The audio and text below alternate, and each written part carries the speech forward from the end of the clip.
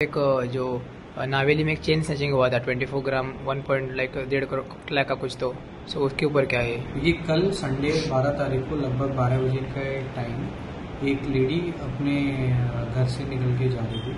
तो एक ऐसा इंसिडेंट हुआ कि बाइक पर एक आदमी आया और उसकी चेन जो थी उसको स्नैच करके लेके चला गया। उसकी वैल्यू लगभग 1,20,000 थी। तो अभी उसमें केस रजिस्टर हो चुका है और इन्वेस्टिगेशन चल रही है उसमें, और जैसे ही कुछ मिलेगा we will update. South Goa में अभी आपने पेट्रोलिंग, नाइट पेट्रोलिंग जारी की है, उसका कैसा रेस्पॉन्स है? कितने केसेस भी हुए हैं? देखिए, एक चीज़ जो इसमें मैं बताना चाहूँगा कि हम लोगों ने इंटेंसिव पुलिस प्रेजेंस के लिए हम काम कर रहे हैं। शाम को 6 से 10 बजे तक हमारी नाकाबंदीज हैं हर थाने में, अलग अलग स्ट्रैटेजिक पॉइंट्स में।